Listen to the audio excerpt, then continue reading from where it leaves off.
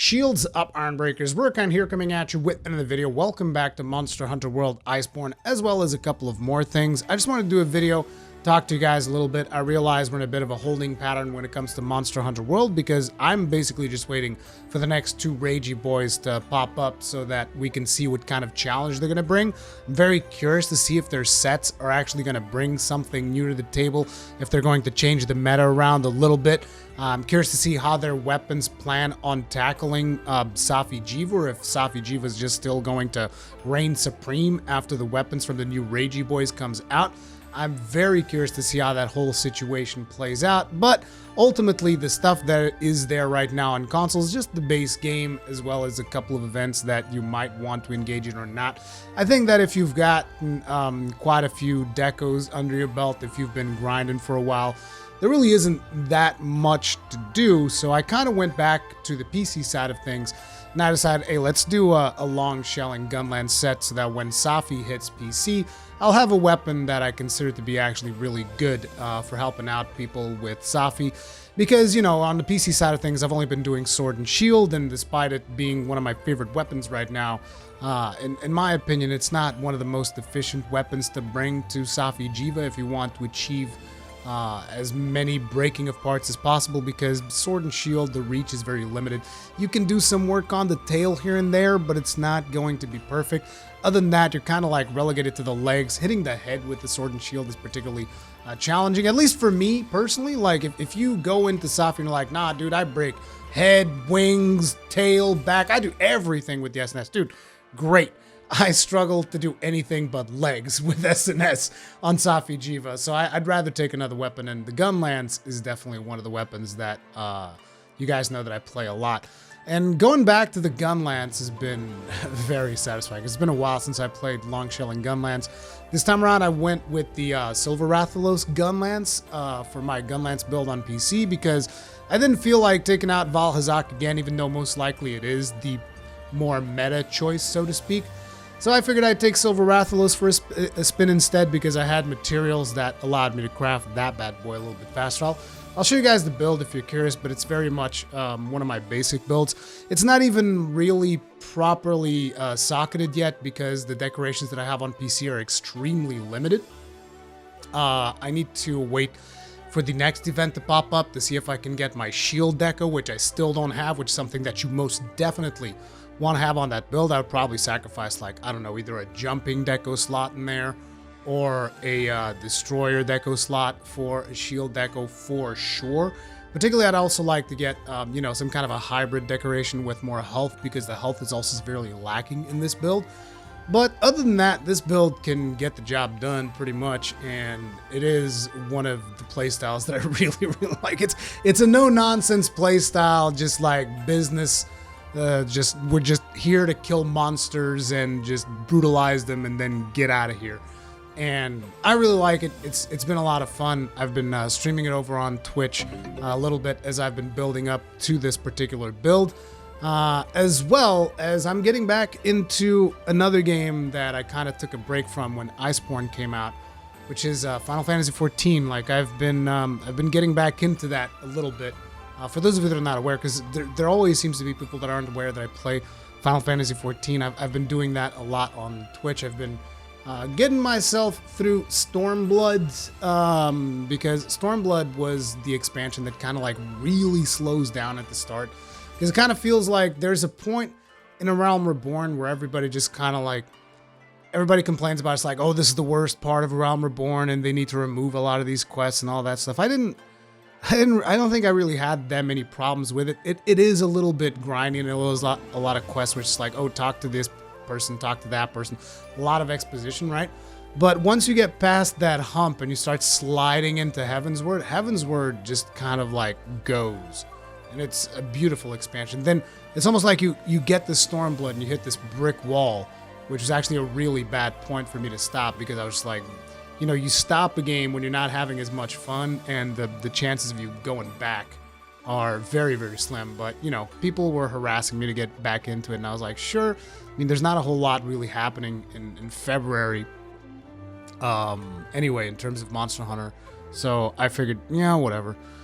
So yeah, I got back into Final Fantasy XIV. Naturally, also played Wolcen, as you guys know. I'm a little bit disappointed as to how raw that game was. I really wish they had took more time to polish it and actually deliver a much more finished product. I think that game could have been friggin' amazing. Like, the potential that is there is just mind-blowing. But, you know, they released it a little bit undercooked. And now I understand that some of you guys are going to be wondering about the tease that I made a while back with the community post that I was doing about Dark Souls and potentially doing another Let's Play.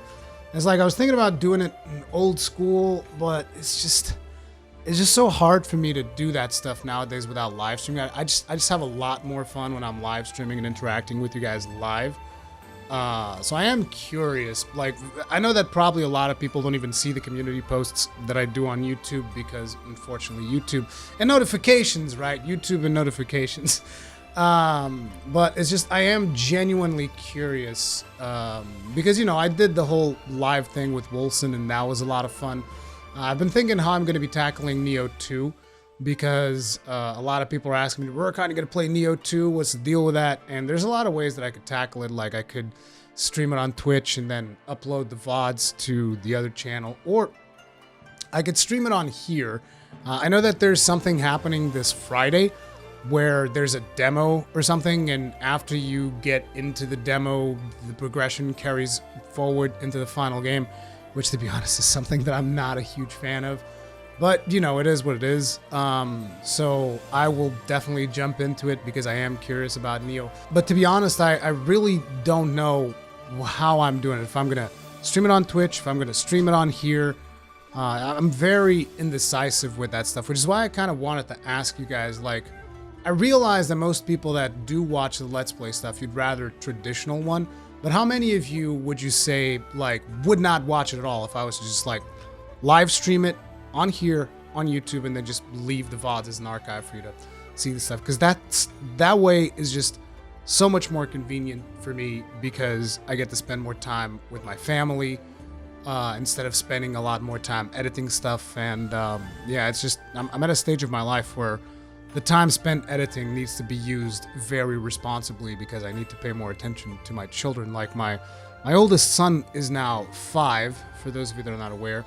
And my younger daughter, she is 1 year and change. I don't really count the months. I only count years. Like, you know how there's those parents that just go like, oh, my daughter's like 7 months old. I'm like, no, my daughter's, she's not even 1 year old, you know? And after their 1 year, they go like, she's 15 months old. I'm like, no, she's 1 year. Okay, it's just like this whole counting months business. Like, no, thank you, not for me. I don't do stuff that way. But yeah, I realize it's been a bit of an information overload here, but just to like sum things up before we wrap up this video, I have the Gunlance thing on PC so that I can do Safi Jiva on PC. I'll try to do some Safi sessions to help you guys out.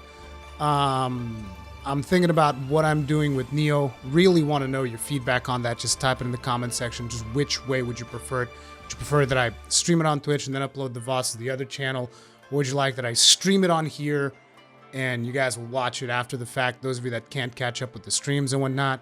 Or what would you think about that? And also, what if I was to stream Dark Souls on Nintendo Switch? That's something that I've been giving a lot of thought. Like, that whole thing about that I was asking in the community post was because I wanted to do it on the Switch, because I never played Dark Souls all the way on Switch, the original Dark Souls. It would be interesting to see how a different community is dealing with that game. It would be interesting to see if there's people actually engaging in the online still or not, or if everything's just like empty. I'm very curious. But that would be, again, kind of like a live stream thing. Just like I'd set up a live stream here with an event and all that, warn you guys.